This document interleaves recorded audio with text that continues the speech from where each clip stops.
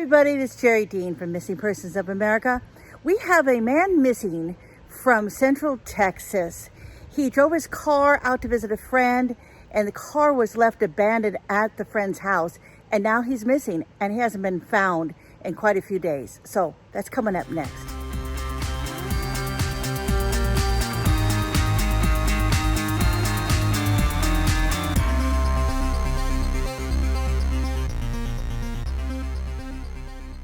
We have a man that's missing. His name is Mark Yarbrough. He's 63 years old, and he was last seen on CR, that would be Country Road 327 near Country Road 161 on July 27th. Mr. Yarbrough is not familiar with the rural area of Williamson County. He is familiar with the location that we believe that he was going to, but at some point we believe he had become disoriented, possibly some type of medical condition. Now, Mark has had an operation, so he was recovering from that. So for him to be walking any distance seems rather unlikely, and they just can't. The police have put out a press release on Mark's case because they're really worried about him and they consider him endangered. The other scary thing is that Mark's prescription glasses were found, and Mark doesn't see very well without his glasses. So we have a person that is recovering from an operation and who has glasses to see, and he's wandering around and he's missing and he hasn't been located. Now, we don't know if he headed towards some fields and maybe sat down and rested. It's been extremely hot in Texas over the last few weeks, and the weather has been in the high 90s to 100 degrees. So he would certainly need to find water in order to stay out in this weather. And I'm wondering if maybe he found a tree somewhere and went and rested there, and then in the evening when it got cooler, he got up and started walking again. But without his glasses, he's probably having a lot of difficulty trying to figure out which way to go because he can't see too far ahead of him.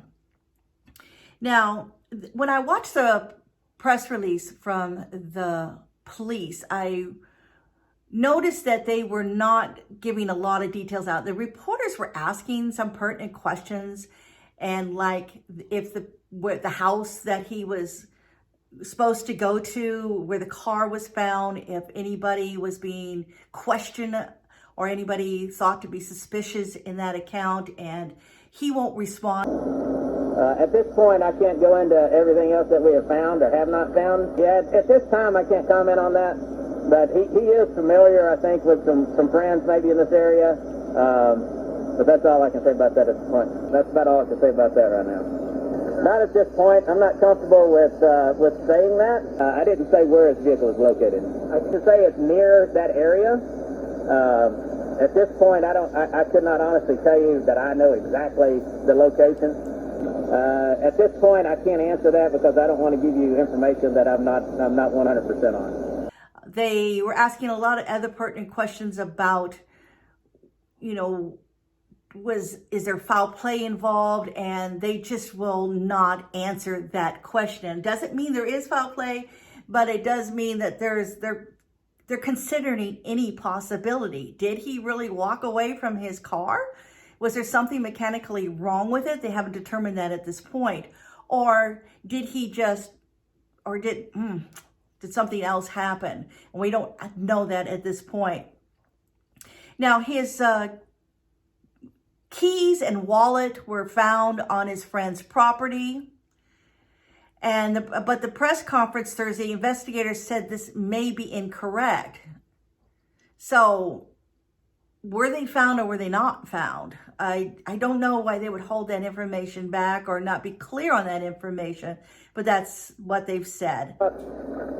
Mr. Yarbrough is 5'11", 165 pounds, black, salt and pepper colored hair with brown eyes.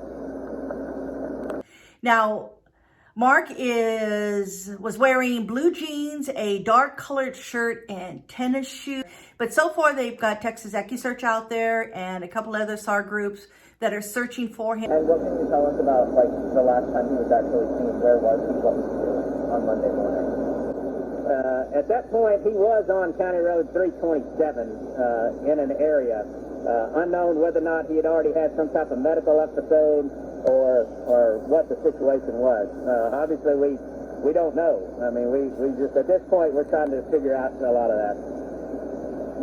There's a lot of fields and woods throughout, so he could just be just about anywhere. So just like the last video I just did, if you have any dash cam video on your vehicle, would you check it to see if maybe, if you're driving that area, to see maybe if you picked up Mark walking alongside the road and maybe you didn't even really notice it at the time, but now would be a good time to go back and look to see if you saw somebody walking alongside the road.